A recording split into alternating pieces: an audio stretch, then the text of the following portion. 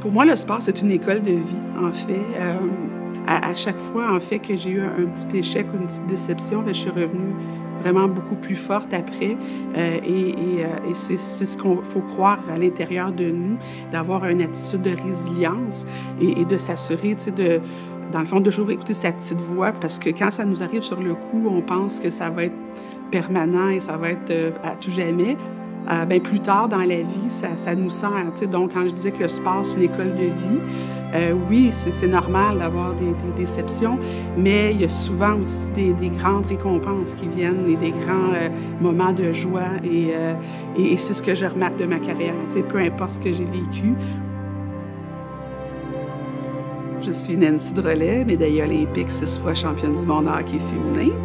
J'ai eu la chance de 5 à 14 ans d'avoir un merveilleux parcours dans le hockey mineur à Drummondville et à 14 ans, j'ai débuté ma carrière dans le hockey féminin. Donc de 14 à 30 ans, j'ai eu la chance de faire partie de l'équipe nationale de hockey féminin. De 30 à 48, j'ai eu aussi la chance d'être maman, de réaliser cet autre rêve et d'être conférencière pour redonner à la collectivité.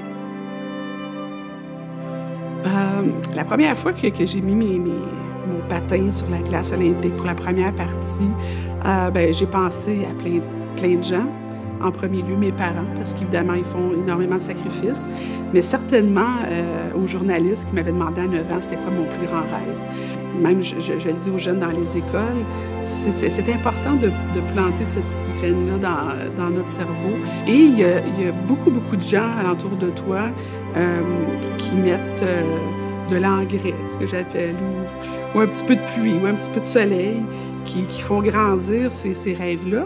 En même temps, de mettre des fois des petites clôtures, hein, parce qu'il va y avoir aussi, malheureusement, pour toutes sortes de raisons, des gens qui vont te dire souvent, les filles, ça joue pas au hockey, ou t'es sûr que tu vas être capable, ou des petites phrases comme ça.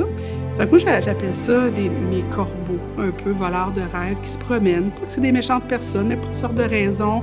Ils sont plus là pour instaurer des limites aux rêves. Mais il y a aussi des jardiniers de rêves qui sont là pour, eux, les nourrir.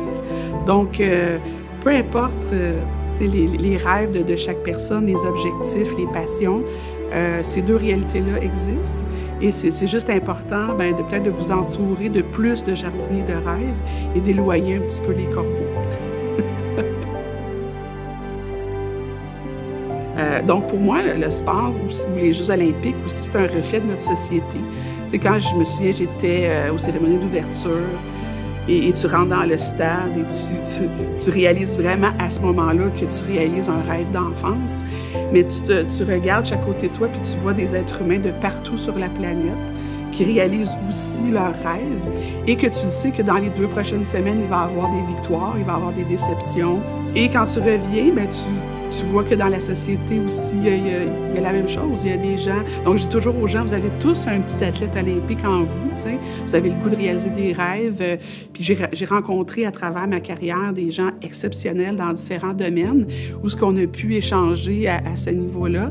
Mais c'est pour ça que pour moi, ma carrière en dehors de la glace est aussi importante que celle sur la glace, finalement.